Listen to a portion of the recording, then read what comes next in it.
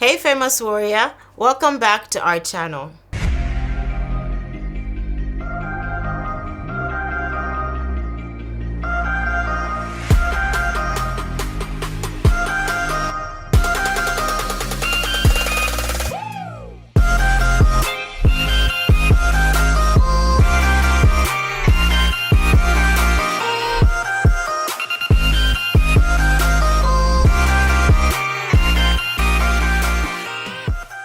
Today we are continuing the shadow ground conversations that we've been having. I know we took a break for a couple of months here in between, very unplanned, but life.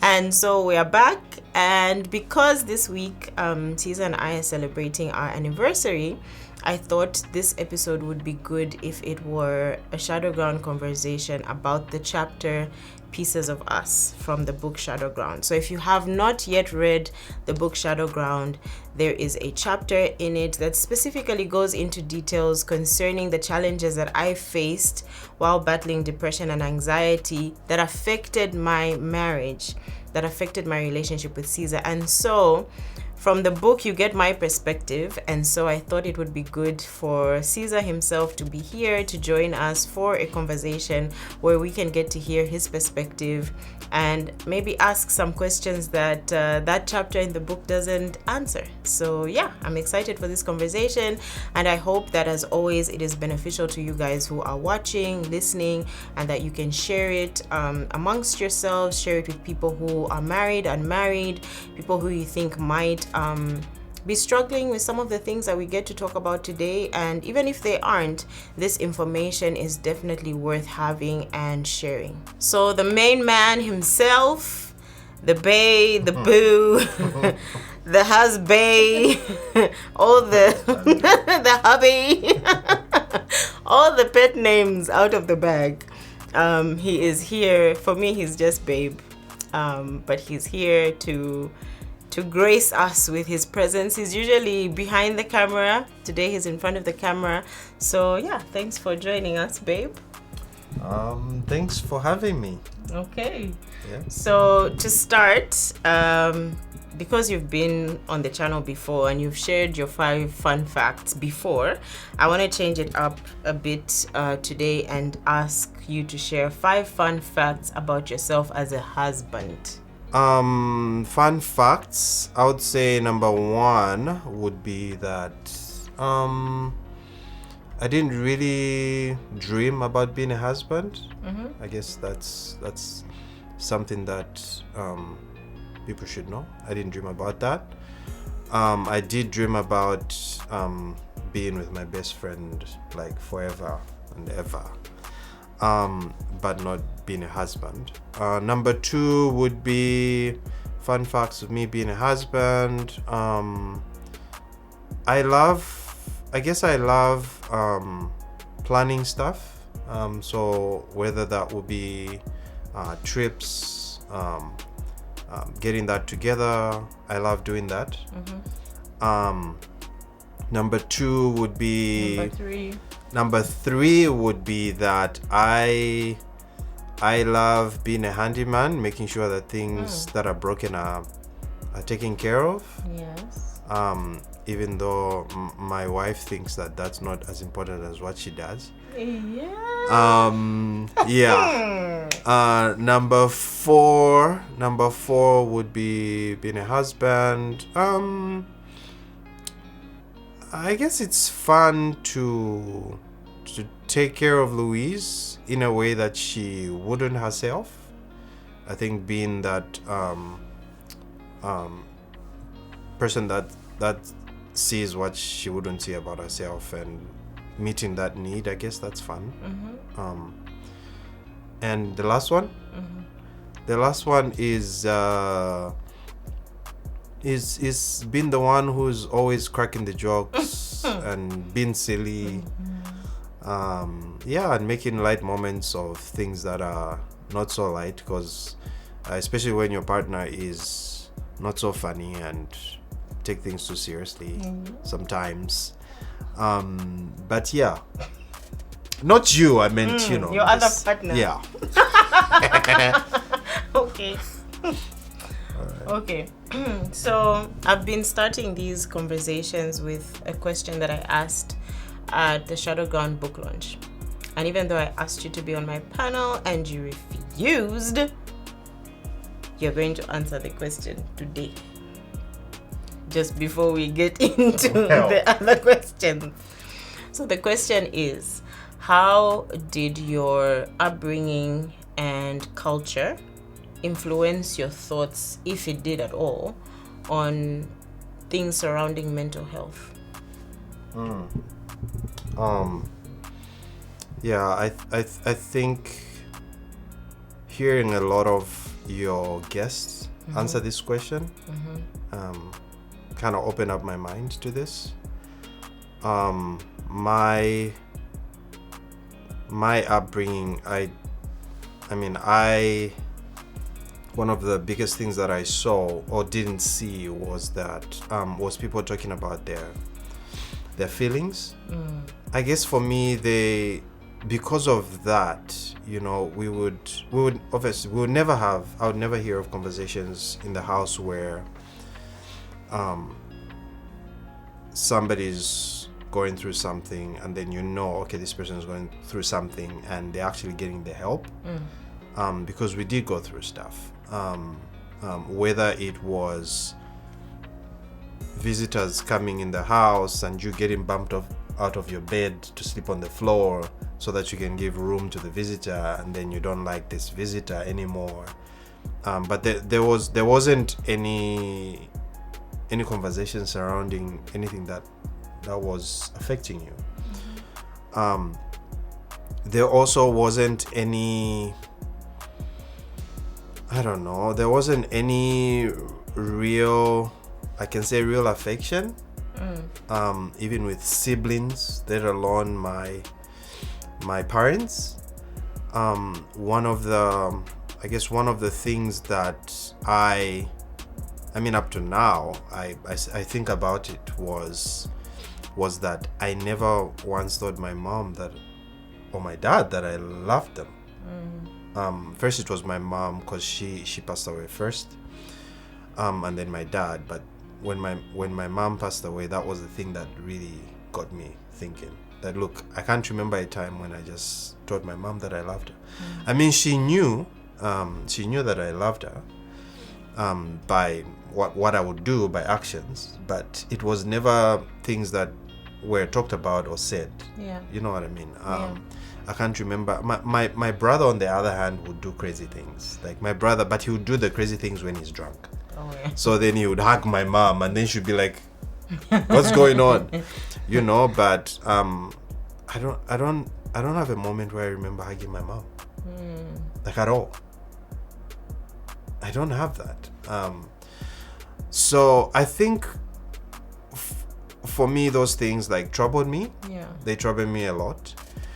And I went on a path of trying to think, okay, there must be something better, because I'm a human being, and I think there's this need that I want to connect with my parents on a level that is more than just them correcting me and all that jazz. So I did certain things. I remember one time I went out of a limb, and I told my dad about this girl who I liked.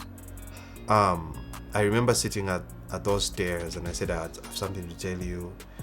And I told him, no, there's this girl that I like. I had no idea what I'd just done. Because after doing that, what I realized afterwards is that my simple thing of just trying to connect with my dad at that level meant that I was actually trying to tell him that I'm getting married. I'm like, okay, I didn't know that. How old were you when you had this conversation? I wasn't young. I must have been 20, 21, 22. Okay. So I was just like, okay, let me just try and do this differently and try and see if I can connect. So apart from that news went on the family wireless that this is what Caesar tried to do. Oh my God, I was a laughing stock of my whole family, and it hurt me very much. And I don't think any of my family members, my cousins and all, really understood. But then from there, what started happening is that they started saying that no, Caesar wants to be he wants to be different. I don't want to say the color word, but you know what I mean. No, Caesar wants to be something other than a black African. Should I say that? He wants to be other than that, because this is not the way we do things. So that bothered me a lot, and I did struggle a lot with that, because I was just like, look, I am, and I think when God has a different path for you, when sees things in the future that you don't, you only have what you have at that moment, where you're being pushed to make changes, which you don't even know why you're making those changes. So you do different things. Obviously, you are young and stupid, young, dumb, and can we say that word? Yes. You don't know what you're doing, but in a nutshell, God was stirring my heart to say, I have something different for you. From what you're seeing, I have something different for you. And I didn't understand what all that meant, but I did struggle a lot with that. I would say, in terms of to answer your question, like mental health, that was my biggest struggle. It was just how there was no affection, how there was no talking about anything that really hurt you. You'd suffer alone, just trying to figure out stuff. That's what I would say. Okay. Sounds pretty typical, for lack of a better term, of even the different conversations that I have had thus far. Some element of, in my home, we weren't brought up to talk about our feelings, or didn't really have the room to voice to our parents when we were not happy about something. I know that was definitely something that was prevalent in my home of origin. Is whatever your parents said went, and even if you disagreed for any reason or had feelings of any sort, you couldn't really communicate them. You just had to, figure out how to deal with them inside. So now fast forward, the Lord blesses you with this amazing wife. She's everything you dreamed of and more, and then and then you have kids and you're living the dream. Everything is going well. You're living the life, and then you are slapped in the face with the reality that my partner is not okay, and you are coming from this background where you are not given the tools. Right? You're not given the tools. Your partner is also coming from this background where she was also not given the tools, and you have this reality of the diagnosis of depression and anxiety, and your friend comes and she's like, so this is what the psychiatrist is saying, and this is the reality that we are in. How did you? I've never asked you this. How did you feel? What were your thoughts? Walk us through where you were at that time. You've never asked me that, and I don't think I've ever said what I'm gonna say. Okay, am I ready? Hope you don't take it the wrong way. I think for me, when all this started unfolding and figuring out what it was, I wasn't entirely surprised. I was not entirely surprised. Because I think I don't know if that kind of helped. I mean, it was scary. It was really scary. I'll get to that part. Yeah. But I wasn't entirely surprised. And what I mean by that is, I think I had known you for quite a long time. And you know, when you're friends with somebody, you kind of know who they are on a deeper level, how they act, and what their tendencies are. And I had always, I don't know if I had told you this or whatever, but I had always seen that you were a person who's very in touch with their feelings. Like extremely in touch with their feelings. Words mean everything to you. And not that people like that have what am I trying to say? Are doomed to be depressed. Yes, I'm not saying that, but I sometimes I would think, Lord, how can, like, I wouldn't understand this person who I'm with and that everything affects them. And I'm like, Lord, how can you live this life where everything, like, it was so strange to me, because that's what life is. I'm not you, you know. I'm sure there's also stuff where you go with me like, how'd you live like that? You know what I mean? But that's how everybody's different. Yeah. So I would really just like, Lord, everything affects Louise. Like, you know, even the stuff that I would think this is simple, but it will affect you. But that's who you are. So when that happened, I was like, I was actually angry. Yeah. And I didn't know whether I was angry at myself or I was angry at God. Yeah. Because I was like, Lord, like, I'm not surprised that this has happened. Because how can you know, those are the questions that in my therapist sessions I would talk to the therapist about. I'm like, I'm trying to process, because I was like, I've been telling this person that everything shouldn't affect you, you know, like I was in that space. Did you feel like you were watching an accident bound to happen in slow motion? Kind of. Almost like you're seeing it. Yeah. Yeah. Okay. Kind of.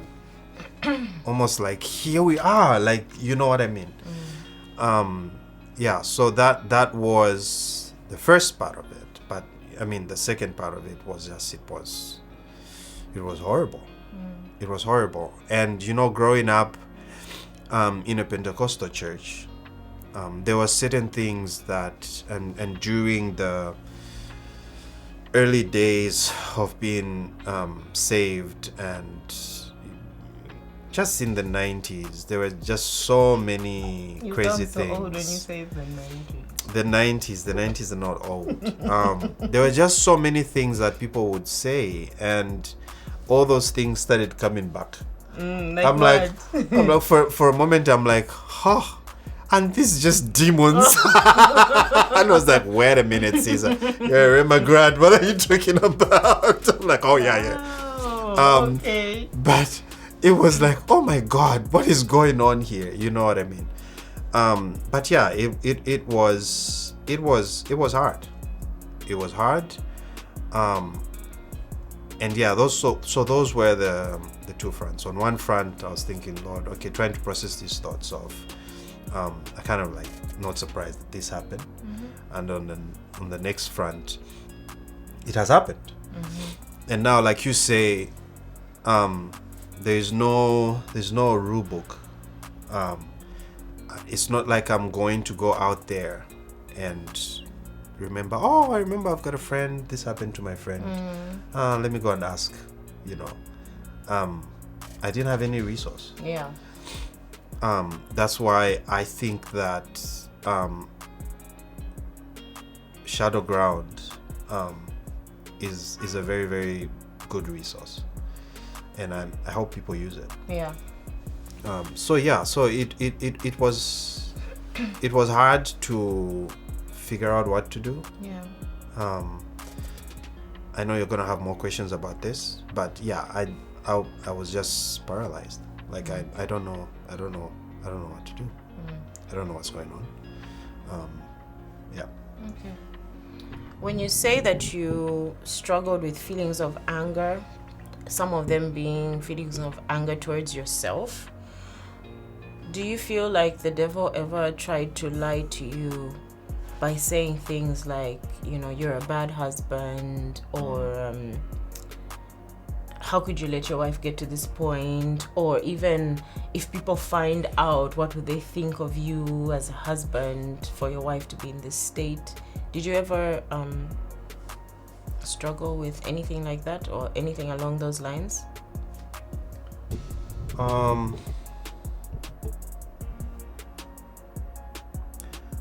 Not that I can recall, but I really went down a path of thinking. Yeah. I love being ready and knowing what's gonna come next, and being prepared for what's gonna come next. And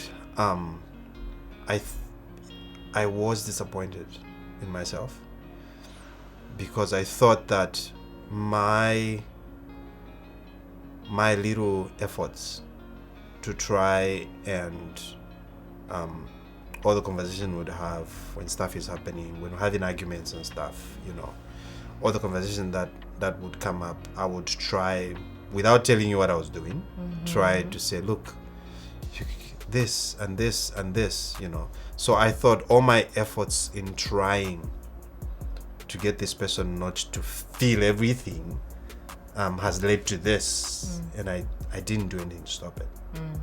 So that was a huge disappointment. Yeah, I think in a nutshell that was the biggest disappointment, because I couldn't stop it. Yeah. I couldn't stop it. And it wasn't because I didn't try. Yeah. Yeah. Okay. And that sounds like life, because I think knowing you and knowing that you are a person who likes to be ready, likes to be prepared, doesn't want to be caught off guard, or caught with their pants down, as the saying goes. But then at the end of the day, life isn't something that we can prepare for everything. Yeah. And think of all the eventualities and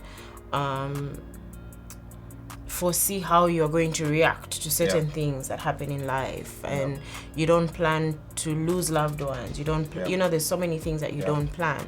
Yeah.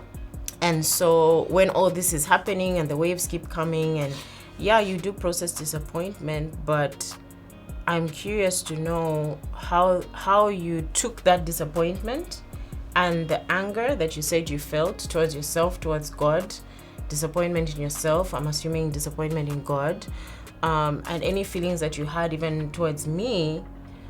How did you take all those things, not having had the tools of how to navigate your feelings, right? Yeah. And with the help of therapy, to take them to God, and what was the end result on your spiritual and emotional growth? Because for somebody who didn't grow up talking about their feelings and had that background like you explained earlier, how did you find yourself in therapy? Like someone watching would be like, hey, okay, like how did he get the guts to like go to therapy? So there was definitely some emotional growth on that front. And then, you've talked about having these intense feelings towards God, which we've all been through, whether we are bold enough to name it. Yeah. So how did that affect you spiritually as well? Yeah, interesting you say that. How did I find myself in there? I think, like you said, like, as much as I like being prepared and trying to know what comes next, I think one of the other I don't know whether it's a gift or whatever it is that I am quick to resolve and deal with what's there. Like you adjust quickly. Yeah. And I think I also think that this, in every situation, that obviously God has played a big part. But there's just something that happens, in a sense that you will go through stuff, you know. You will, even the Bible says, you will go through trials and tribulations in this life. It's not gonna be all rosy. There's gonna be stuff that's happening to you. But then again, we push forward with God. We move on. We do not stay. We do not stay, you know, just lingering. But we walk through the valley, as somebody said. But I think there are moments where stuff is happening and it's hard, and I can remember like another instance in our journey where we were losing our baby, and it was, I mean, the doctor said this is gonna happen. You're gonna lose this baby. We went home trying to second opinion, and in the evening it happened. It starts happening, and it was like, oh my goodness, what is happening? But I remember going through every emotion, and within like minutes, and then I just like, I don't know I think it was the Holy Spirit just said, okay, we're shifting now. And you were in a state of panic, you or what, but I resolved. I'm like, okay, this is happening. So I think in life we have to have those moments. And so when this happened, fast forward, I went through all the emotions. Thoughts, disappointment, everything. And then, okay, it's happening. So I had to quickly now adjust. Okay, what am I gonna do? So it wasn't, I love, one of the other things I love is I think it's the fact that I like being prepared. So I love to research. So when there's something that I need to know, I'll ask God to guide me and find the answers. And so I live my life like that. So this is happening. Okay, what am I gonna do? Okay, you need to find somebody to talk to. Who can help you? Who is not your wife? Exactly. Who am I gonna find? Okay, so I think that's the thought process that I use with everything, and that I use there. So I'm gonna have to figure this out. So Lord, what are we doing? So you do this, you do that, and I guess that's what I'm gonna do. And so and also because of how things progress and how this was progressing, you can't afford to just sit around and be a wimp, otherwise you'll be trampled over. Because it's happening, and I don't think there's, we, like you shared everything in that book, because there was a time when you just started having these crazy dreams. Crazy dreams, and you would have these crazy dreams, and you would wake up, like literally fall off the bed, because you're thinking something is coming towards you. That was crazy. That was a very crazy time. I remember this one time, I was watching soccer, and you went to bed, and then I just heard the door open, and you were crying and screaming, and I'm thinking, what has happened? and you were trying to explain to me that you had hurt your toe. But then obviously afterwards at that moment, I don't know, that was very scary, because I didn't also tell you this, but one of the other scariest things that I was going through at that moment was I was scared that you were going to jump off the window or something, that the devil would just try. In those dreams, you think you're going out somewhere, then you're jumping off the window. That was like my biggest scare, and I did not want for you to go to bed by yourself. Like that day I was just like, okay, I need to watch, like I need to do something else, let me just watch some soccer and stuff. And when that happened, it was just like I'm never gonna let her go to bed by herself, because that was my biggest thing, is that the devil was trying to just kill you or something. So it was scary in that sense. If you can walk out of a room, go to another room and not even realize, and you said you found yourself back in the room on the floor, like, and then the pain, that was some horror movie stuff. And in that moment, it was one of those moments where you are screaming, you're in pain, you're crying. How is this happening to me? What is going on? What is happening? You're distressed. And I was just like, no, we're not having this. This is not happening. I don't know what mode I just went into Papa mode. That's the right word. Yes. I was like, no, this is not happening. I went to the kitchen, grabbed some olive oil, put in a cup. I prayed for it. I came and first of all, I went to all the rooms. I anointed all the rooms, all the door. I prayed in tongues. I anointed all the rooms. I went into all the rooms. I came back to you and I put anointing oil on your forehead. This is collapsed, not happening. Like you were in serious Papa mode, because I literally, like, immediately you put, oh my God, immediately you put anointing oil on my forehead. It was like a Benny Hinn moment because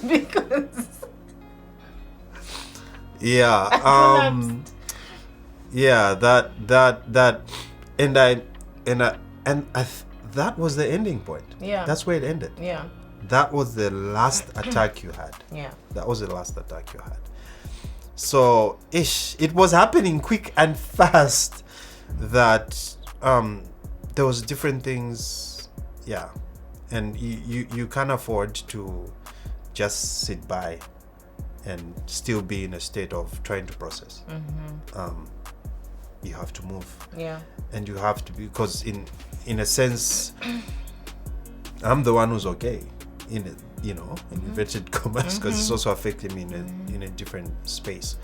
But that's what I would say. Right.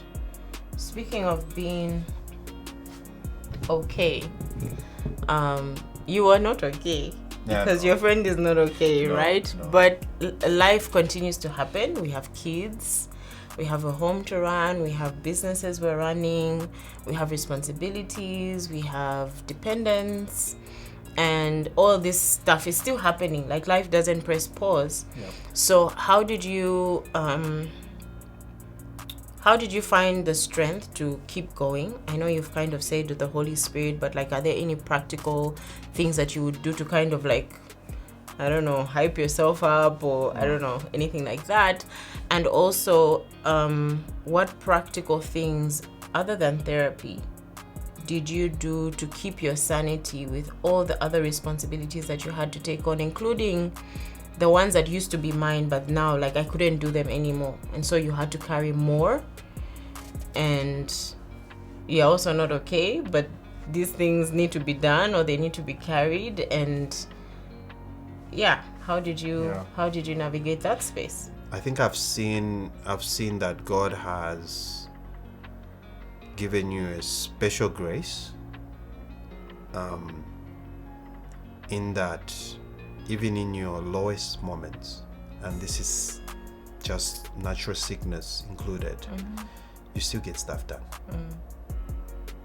That even in times when you would think that you're not 100%, but you still manage to get stuff done. So I think even in this situation, that's why it took so long for me to actually realize that there was something wrong. Yeah. Because you were still getting, it was not 100%. Even when you would say, look, I feel tired. I feel like when I do this, I've run a marathon. Yeah, run a marathon. I can't do this, whatever. Even when that was happening, our home would still run. That's stuff would still get done. Yeah. There might be some things that I did, maybe you can remember, but for the most part, apart from, because sometimes you would say that this is what's happening, and I'm like, okay, I get what she's saying. The only thing that I would say I noticed is that you were failing to get out of bed. Yeah. Like that was. And I'm a morning person. That I quickly noticed. I'm like, there's something wrong here. But aside from, I feel like I've done, when I do this, I feel like, but you are still doing it. So that was like, okay.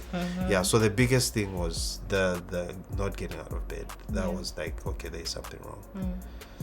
One of the things that, to remind you, maybe just to help jog your memory, one of the very practical things that you stepped up and did, and literally just like you took it, was shopping for the house. Yeah. Oh yeah. Because it got to a point where like I would not want to leave the house, even just to go to the store. That happened during that time. Yes. And so you would go with a list. Oh yeah. And you would shop for the whole house for more than 1 month. Oh yeah. By yourself. Which I'm still doing. So I join you now. Like now I join you. Yeah. Yes. Like I remember even I even remember the first time I came with you after a long time, and you kept looking at me, and I'm like, why are you staring at me? And you were like, it's just so strange to be here. You mentioned the name of the shop that we buy stuff from, and you're with me because you had been doing it by yourself for so long. Yeah. I didn't. Yeah. Memory. But you asked that what are some of the things that kept you going? Kept like me practical going. things you did. I am already a. I'm not an extrovert. I'm already an introvert. So when I do want to get my mind off something, I'll just think about something else. Yeah. It's not difficult for me to shut my mind off when I need to, but this was extremely difficult because if I want to shut my mind off something, the person I do it with is you. Yeah. 90% of my day and time and everything is filled with this person who's now not okay. So there's very little that I do that just involves me. There's very little, even up to now, like there's very little I do. Like in a day I can say, I went there, I watered the grass, I watched the soccer game. There's very little. So you can imagine how my world just came crashing down. Yeah. I really just immersed myself in the things that other things that I love doing. I'm a creative, so I would just get into YouTube videos.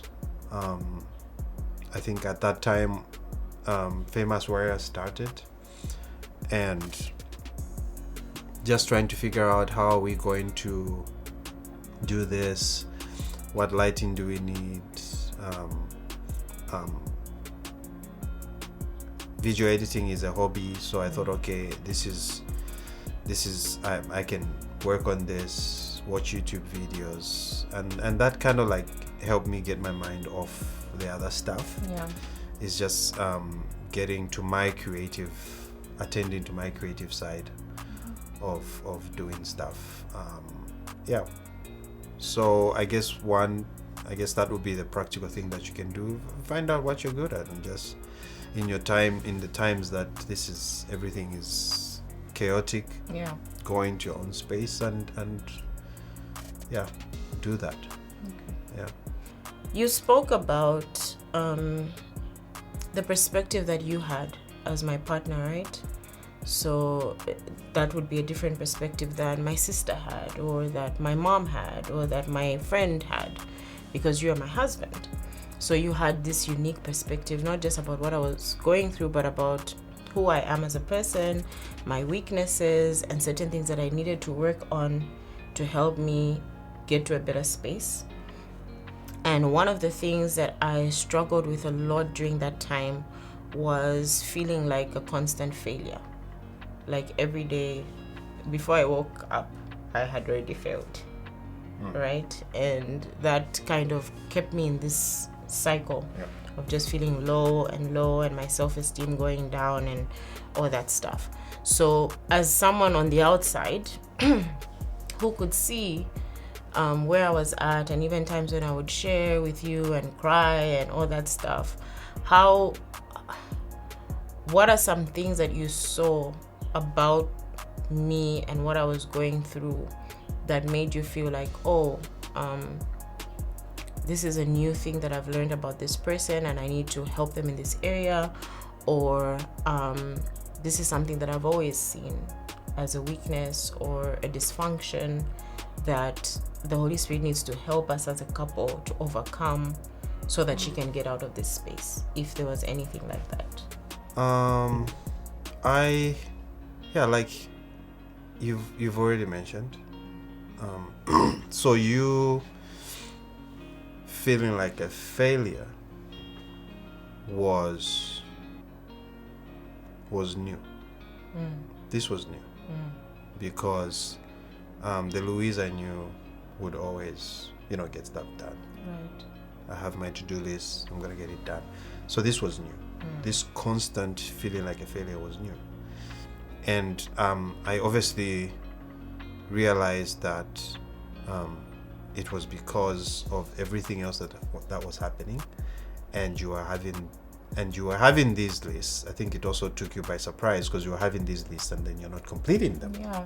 So it's like, oh goodness, what the heck is happening to me? But I also realized that you don't give yourself enough grace. That you are not giving yourself enough grace. You're not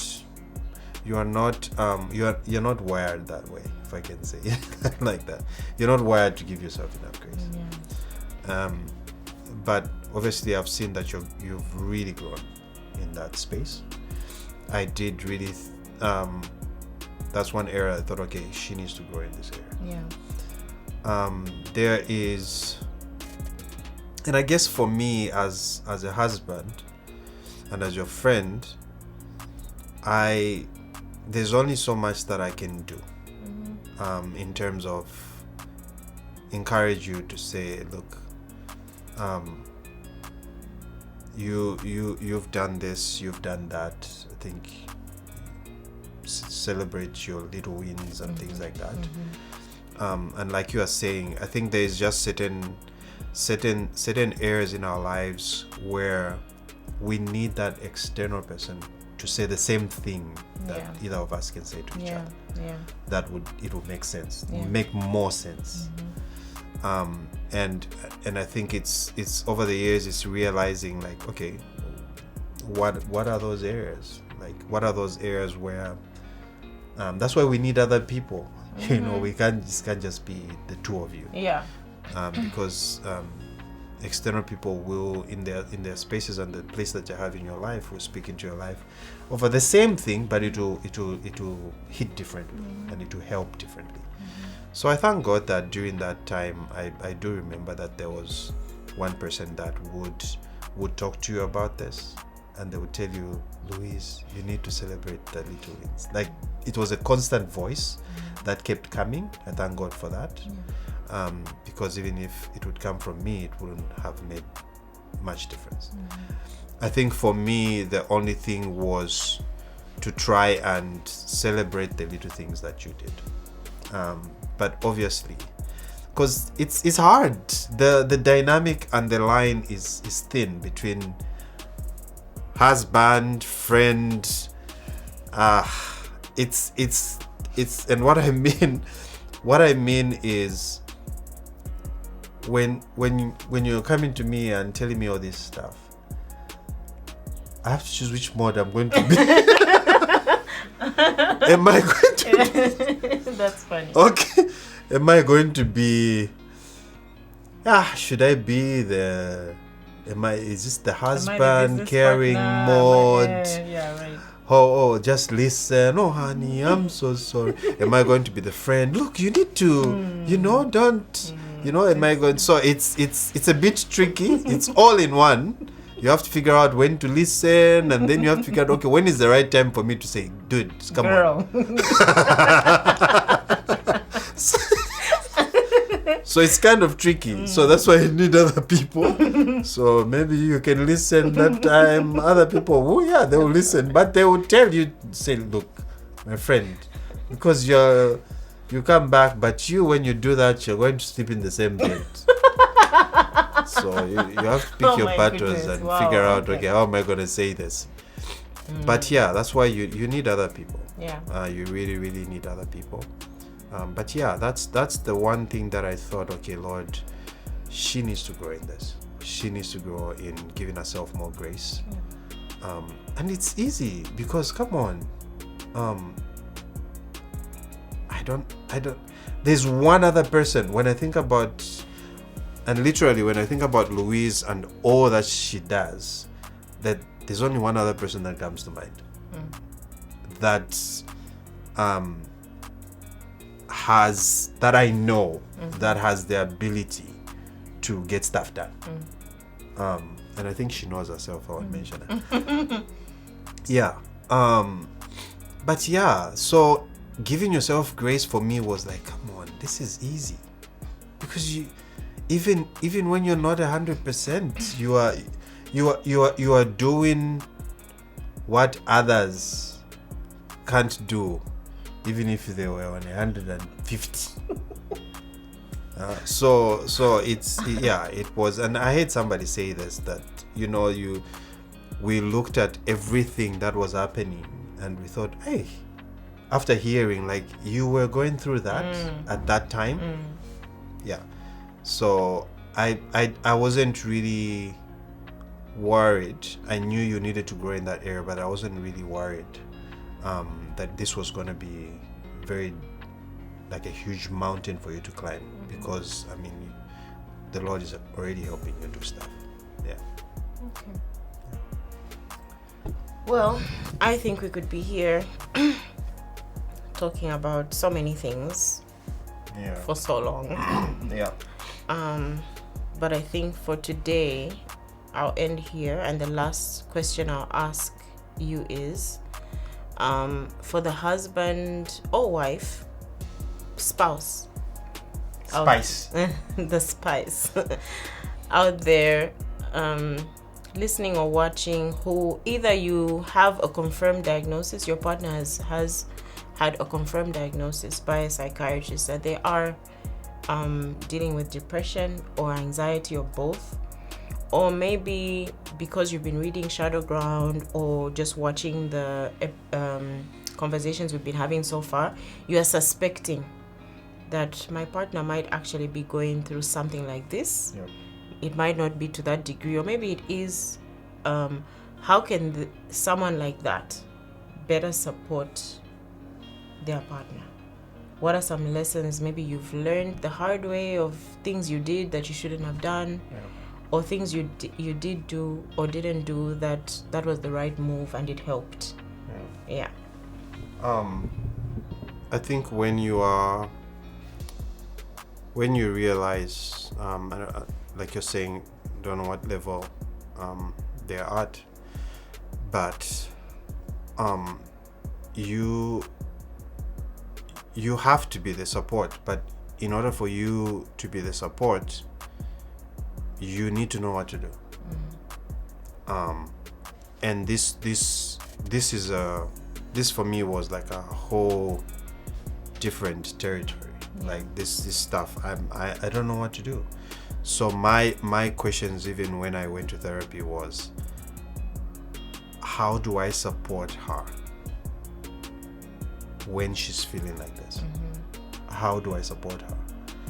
And I thank God that, the therapist helped me with some tools. This is what you can do, because I don't know, because I might just be saying stuff that's triggering you all the time, and I don't know. Yeah. So I think it's important for you to realize, first of all, realize the gravity of the situation, and then get help for yourself so that you can be a better support. So I think the biggest thing that I did, which was helpful, was to seek help for myself. That was like the biggest thing. There are obviously other small things here and there that you actually do. Maybe you say this and then you realize, oh my God, like that didn't go so well. But the biggest thing that you can do is to get help for yourself. That's the key. Okay. Well, thanks for being here and answering all my questions. Hopefully we can have another one of these. But I think this was good for people watching. So for the famous warriors out there, I hope this conversation has not just been helpful, but I hope it has been encouraging. I hope that our effort to be transparent in things that we did well and not so well can help you also look at your own life and say, you know what, I might not be doing this perfectly, but at least I'm trying, or let me pull up my socks in this area, and this is something that I didn't think about that could be impacting my partner, and it just never crossed my mind. Whatever it is, or whatever space you're in, however the Holy Spirit chooses to make this video helpful to you, I pray that at the end of it all, you will recognize and have it always be in the forefront of your mind that these are tools to help you fight the life that God wants you to live. The Bible says that Jesus came to give us life and life in abundance. And these are some of the ways that we're trying to live out that life of abundance.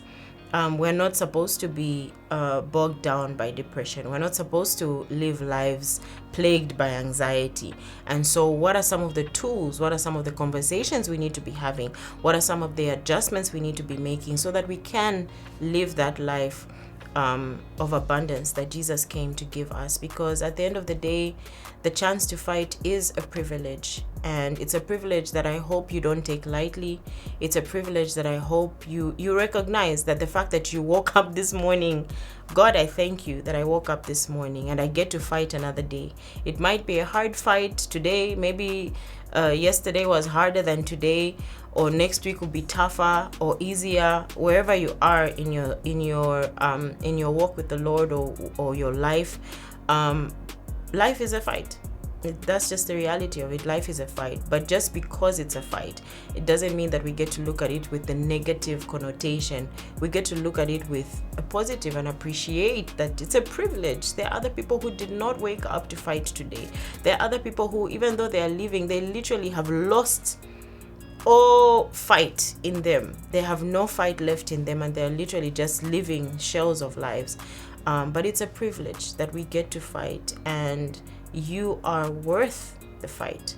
If Jesus came on the cross to die for you, it shows that you're worth everything to him, and you are definitely worth fighting, picking up the tools that he's putting in front of you, sharpening them, learning how to use them, making mistakes along the way, but recognizing that no matter what happens, no matter how hard it gets, I am worth sticking in this fight. I'm worth getting the information, like Ceaser was saying, to help me fight better. I'm worth getting up even when I make a mistake. I'm worth giving myself the grace when I make a mistake or I don't do it the way I wanted to do it. But you are worth the fight, and our hope is that these conversations help you remember that, and that this community as a whole helps you remember that. Your chance to fight is a privilege, and you are worth the fight.